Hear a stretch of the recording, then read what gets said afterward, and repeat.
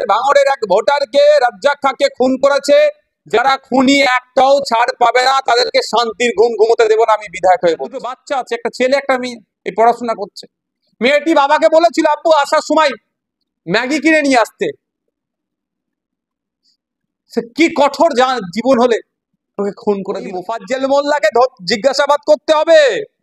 Police যদি না ঠিকঠাক করতে পারে সিবিআই করবে আগামী দিনে জিজ্ঞাসাবাদ, বা বিচার বিভাগে তদন্ত হবে। মোফাজ্জেল মোল্লা যে খুন করার আধ ঘন্টা আগে কোথায় ছিল, কার অফিসে ছিল, কার সাথে কথা বলেছে, কজন ধরা পড়েছে, সব কাজই শওকত ঘনিষ্ঠ তৃণমূল কংগ্রেসে তারা সক্রিয় দায়িত্বশীল। তারা এখন শওকত সাহেব বেরিয়ে গেলে হবে। তারা বলছেন চাকরি দিয়েছে, অ্যাপয়েন্টমেন্ট লেটার দেখাতে পারবেন? আমি চ্যালেঞ্জ করছি অ্যাপয়েন্টমেন্ট লেটারটা শওকত সাহেবকে বলুন দেখাতে, যে আজ রাজ্জাক খাঁর স্ত্রীর নামে দিয়েছে। আপনারা জানেন আফরাজুল তার কে খুন করেছিল, তার মেয়ে চাকরি করেছে ৬,০০০ চাকরি কি দিয়েছে না দিয়েছে অ্যাপয়েন্টমেন্ট লেটারটা শওকত সাহেবকে আমি চ্যালেঞ্জ করছি, আপনি পাবলিক ডোমেইনে দেখান। আর শুধু পাবলিক দেখলে হবে না, ওনার স্ত্রীর হাতে পৌঁছেছে সেটাও প্রমাণ। তিনি বলেছিল ডবল চাকরি দেবে।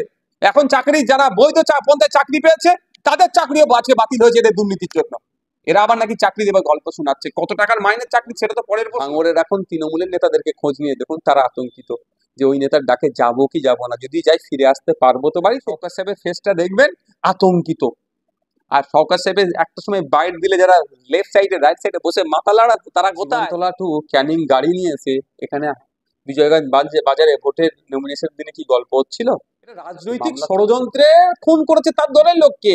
এক দিলে দুটো পাখি মারতে চেয়েছিল। একদিকে কি ছেলেদের নামে আরাবুল ইসলামের নামে মামলা দিত, আর আমাদের ছেলেদের নামে আমাদের নামে মামলা দিত, কিন্তু এক্সপোজ করে দিচ্ছে সৃষ্টিকর্তা ওর নোংরামিটাকে বন্ধ করেছে। শুনতে পেলাম যে ঘাতকের হাতে নিহত রাজ্জাক খান ভাঙড়ের তৃণমূল নেতা, তার স্ত্রীকে একটা চাকরি দেওয়া হয়েছে। কিন্তু চাকরিটা আদৌ কি চাকরি সেটা এখনো পর্যন্ত পরিষ্কার নয়। ইতিমধ্যে কাউন্সিলিং ভাই তাকে একটা চাকরি দেওয়া হয়েছে, 10 থেকে 12,000 টাকা মাইনে, বা সেরাই বেড়াই বলে এবং কন্ট্যাক্ট। এই প্রসঙ্গে কি বলবেন? প্রথম কথা বলি, ঘাতক দ্বারা নিহত নয়, শওকত ঘনিষ্ঠ দ্বারা আর এক শওকত ঘনিষ্ঠ নিহত। এটা বলুন, বাস্তবটা বলতে হবে আমাদের। শওকত চমকাবে ধমকাবে বলে চুপ করে গেলে হবে না।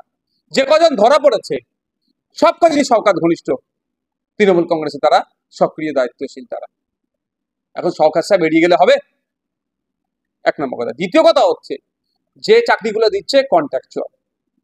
আপনারা জানেন আফরাজুল তার কে খুন করেছিল, তার মেয়ে চাকরি করেছে ৬,০০০ টাকা মাইনে। কামদুনি নির্যাতিতার দাদা বা ভাই যেটা ১২,০০০ টাকা বলছেন তা অনেক বেশি দাও তো। এখন আব্দুর রাজ্জাক খাঁ আমাদের ভাঙড়ের একজন ভোটার, তার রাজনৈতিক পরিচয় XYZ হতে পারে, আমার কাছে ও বড় কথা নয়। আমার কাছে হচ্ছে তিনি ভাঙড়ের একজন ভোটার, আমি ভাঙড়ের বিধায়ক, আমার কাছে এটা বড় পরিচয় তার আর আমার। আপনারা বলছেন চাকরি দিয়েছে, অ্যাপয়েন্টমেন্ট লেটার দেখাতে পারবেন? আমি চ্যালেঞ্জ করছি অ্যাপয়েন্টমেন্ট লেটারটা শওকত সাহেবকে বলুন দেখাতে, যে আজ রাজ্জাক খাঁর স্ত্রীর নামে দিয়েছে। এখানেও দুর্নীতি হচ্ছে আমার মনে হয়। আমার যতটুকু ধারণা, যেখানেও দুর্নীতি হচ্ছে এখানেও শুধু রাজ্জাক খাঁর পরিবার মুখ না খুলে, সেই জন্য তাদেরকে বুঝিয়ে সুঝিয়ে রাখার চেষ্টা হচ্ছে। যদি চাকরি দিয়ে থাকে অবশ্যই পরিবারটা বাঁচবে, এখানে আমি কোনো বিতর্ক করব না। কিন্তু চাকরি কি দিয়েছে না দিয়েছে অ্যাপয়েন্টমেন্ট লেটারটা শওকত সাহেবকে আমি চ্যালেঞ্জ করছি, আপনি পাবলিক ডোমেইনে দেখান। আর শুধু পাবলিক দেখলে হবে না, ওনার স্ত্রীর হাতে পৌঁছেছে সেটাও প্রমাণ করুক। শুধুমাত্র যে খুন হয়েছে ভাঙড়ের মানুষ ক্ষিপ্ত হচ্ছে। আগামী দিনে ভাঙড়ের মানুষ শওকত সাহেব তা তৃণমূল কংগ্রেসকে এই বিষয়ে জবাব দেবে গণতান্ত্রিক প্রক্রিয়াতে। সেই জন্য তড়িঘড়ি কি বলছে চাকরি দিয়ে দিচ্ছি, গল্প অনেক শোনাচ্ছে। দিয়েছে অ্যাপয়েন্টমেন্ট লেটার কোথায়? ও নানি দাদির গল্প শুনিয়ে লাভ হবে না। এদের নেত্রী বলেছিল ডবল চাকরি দেবে। এখন চাকরি যারা বৈধ পন্থায় চাকরি পেয়েছে তাদের চাকরিও আজকে বাতিল হয়েছে এদের দুর্নীতির জন্য। এরা আবার নাকি চাকরি দেবার গল্প শোনাচ্ছে। কত টাকার মাইনের চাকরি সেটা তো পরের প্রশ্ন। প্রথম প্রশ্ন হচ্ছে অ্যাপয়েন্টমেন্ট লেটারটা কোথায়? আমি জানতে চাই, লেটারটাও পাবলিক দেখতে চাই, ভাঙড়ের মানুষ দেখতে চায়, রাজ্যের মানুষ দেখতে চায় যে শওকত সাহেবের কথার সাথে কাজের কতটা মিল আছে। চাকরি দিয়ে কি মুখটা বন্ধ করার চেষ্টা করা হচ্ছে? যে আপনি বলছেন আমি সাহায্য করে সিবিআই চাই। দেখুন একটা কথা বলি, পরিবারটা ধ্বংস হয়ে যাচ্ছে। তার একটা আর্থিক আর্নিং এর একটা জায়গা হবে, একটা চাকরি। আমি চাইবো পার্মানেন্ট চাকরি হোক এবং সরকারি চাকরি হোক। ওই কন্ট্রাকচুয়াল চাকরিতে গল্প না শোনায়। ৬,০০০ টাকা ৮,০০০ টাকার মাইনের চাকরিতে গল্প শুনিয়ে লাভ হবে না, এক নম্বর। দ্বিতীয় কথা হচ্ছে এটা একটা পন্থা, অবশ্যই আমি এটাকে পন্থা হিসেবে না নিয়েও আমি চাইবো আগে চাকরিটা হোক। দ্বিতীয় কথা হচ্ছে বিচার হবে। কোনো হাতে ছাড় হবে না, কোনো মতেই ছাড় হবে না। সরকার সাহেবের লেফট লাইট ফ্রন্ট ব্যাকে যারা দাঁড়িয়ে থেকে আমাদের ভাঙড়ের এক ভোটারকে রাজ্জাক খাঁকে খুন করেছে, যারা খুনি একটাও ছাড় পাবে না, তাদেরকে শান্তির ঘুম ঘুমোতে দেব না, আমি বিধায়ক হয়ে বলছি। প্রয়োজনে সিবিআই মামলা হবে, প্রয়োজনে বিচার বিভাগের তদন্ত হবে, ছাড় পাবে না। আর তৃণমূল কংগ্রেসের supremo Mamata Banerjee, Abhishek Banerjee second in command, রাজ্যের দায়িত্বপ্রাপ্ত সুব্রত বক্সী মহাশয়কে বলবো যে কাদের হাতে তৃণমূলের দায়িত্ব তুলে দিচ্ছেন, যারাই তৃণমূলের নেতাদেরকে খুন করছেন, এদের থেকে সাবধান থাকো। এটা আমি অনুরোধ করবো। আমি এই অনুরোধ এই জন্যই করছি, একটা নিরীহ মানুষকে, মানে একটা মানুষকে খুন হতে হচ্ছে, যার দুটো বাচ্চা আছে, একটা ছেলে একটা মেয়ে, এই পড়াশোনা করছে। মেয়েটি বাবাকে বলেছিল আব্বু আসার সময় ম্যাগি কিনে নিয়ে আসতে। সে কি কঠোর জীবন হলে ওকে খুন করে দিল। আমি ভাঙড়ের ভোটার খুন হয়েছে, ভাঙড়ের মানুষ খুন হয়েছে, ওই জন্য আমি বেশি ব্যথিত, মর্মাহত। এটার অবসান হওয়া দরকার। এই যে ভাঙড়ে গাড়ি পড়লে মুখ্যমন্ত্রীর দেখা পায়, কিন্তু একটা খুন হলে তো মুখ্যমন্ত্রী সেই বিষয়ে কোনো স্টেটমেন্ট নিচ্ছে না। দেখুন আমি আপনাকে একটা কথা বলি, এখানে দেখুন তাদেরও তো একটা রুচি আছে। শওকত মোল্লা যে রুচিতে পৌঁছেছে, সে আর নাক কাটতে চাইছে না।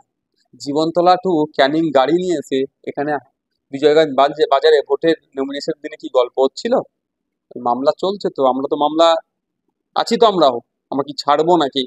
গাড়ির মালিককে ডাকা হবে, কে বুক করেছিল দেখা হবে, সব প্রমাণ নেওয়া হবে, মালিককে দেখবেন তৃণমূল ঘনিষ্ঠ, শওকত ঘনিষ্ঠ। তো সুতরাং ওইটা একটা পার্ট। কিন্তু আপনাকে আমি বলতে পারি, শওকত সাহেব যে কাজটা করেছে, তৃণমূল কংগ্রেস আমার মনে হয় খুব ভালোভাবে এটা নিচ্ছে না। কারণ ভাঙড়ের এখন তৃণমূলের নেতাদেরকে খোঁজ নিয়ে দেখুন, তারা আতঙ্কিত যে ওই নেতার ডাকে যাবো কি যাবো না, যদি যাই ফিরে আসতে পারবো তো বাড়িতে। কারণ এটা এটা তো ভয়ঙ্কর খুন হয়েছে, এটা রাজনৈতিক ষড়যন্ত্রে খুন করেছে তার দলের লোককে। এক দিলে দুটো পাখি মারতে চেয়েছিল। একদিকে কি হতো, ও আরাবুল ঘনিষ্ঠ ছিল, আরাবুল থেকে এখন তৃণমূলে এসেছে, এই শওকত ঘনিষ্ঠ হয়েছে, গোপনে আরাবুলের সাথে যোগাযোগ রাখতো, এটা আরাবুল সাহেবও স্বীকার করেছে। তো ওকে খুন করে দুটো ইকুয়েশন করতো। একটা কি হতো, ওকে ওই পথের কাঁটা সরালো, ওর পথের কাঁটা হয়ে উঠছিল, সরালো। দ্বিতীয় যেটা দুটো ফায়দা নিত, একটা হচ্ছে আরাবুলের ছেলেদের নামে, আরাবুল ইসলামের নামে মামলা দিত, আর আমাদের ছেলেদের নামে আমাদের নামে মামলা দিত। কিন্তু এক্সপোজ করে দিচ্ছে সৃষ্টিকর্তা, ওর নোংরামিটাকে বন্ধ করেছে। তো এই খুনটাতে তো প্রত্যক্ষ পরোক্ষ ভাবে তৃণমূলের শওকত সাহেবের যারা ডান দিক বাম দিক সামনে পিছনে আছে, জড়িয়ে আছে। ফলে এটা দলও নিশ্চিতভাবে ভালো করে বুঝতে পারছে, ওই জন্যই দল আর মুখ খুলে পচা শামুকে পা কাটতে চাইছে না। শওকত মোল্লা এখন স্বীকার করে নিচ্ছেন যে আমার দলের একটা গাদ্দার ছিল, তাকে আমরা বের করে দিয়েছি এবং সে মার্ডার করেছে, সে মাস্টার প্ল্যান। মাস্টার প্ল্যান বলছে কেন বলেন তো? এইখানে যে ওটাকে শেষ করতে চাইছে। ওই মুফাজ্জল মোল্লাকে জিজ্ঞাসাবাদ করতে হবে। পুলিশ যদি না ঠিকঠাক করতে পারে, সিবিআই করবে আগামী দিনে জিজ্ঞাসাবাদ, বা বিচার বিভাগে তদন্ত হবে। মুফাজ্জল মোল্লা যে খুন করার আধ ঘন্টা আগে কোথায় ছিল, কার অফিসে ছিল, কার সাথে কথা বলেছে। যে মুফাজ্জল মোল্লা খুন করেছে, শওকত মোল্লা তার দলবলকে নিয়ে ভাঙড় বিধানসভায় অডিটোরিয়ামের মধ্যে যে মিটিং করেছে, সেকেন্ড প্রথম যে চেয়ারের সারি, সেকেন্ড চেয়ারেরটাতে 2 নম্বর চেয়ারে বসেছে, অত কাছের লোক, অত কাছে বসার সুযোগ পেয়েছে। তো এর মধ্যে কি রহস্য আছে, সব তো জিজ্ঞাসাবাদ হবে, ছাড়া যাবে নাকি? একটাও ছাড়া হবে না। এখন এখন ওইসব বলে নিজের মনকে নিজে কনফিডেন্স নিতে চাইছে যে না আমি কিছু করিনি, কিছু করোনি, কি করোনি করেছো সে মুখ বলে দেবে। শওকত সাহেবের ফেসটা দেখবেন আতঙ্কিত। আর শওকত সাহেবের একটা সময় বাইট দিলে যারা লেফট সাইডে রাইট সাইডে বসে মাথা লাড়া, তারা কোথায়, তারা কোথায়, তারা সাইড হয়ে যাচ্ছে কেন? এটাও খুঁজে বার করতে হবে আগামী দিনে। এর কারণটা খুঁজে নিশ্চিতভাবে ক্যালকাটা পুলিশ বার করবে।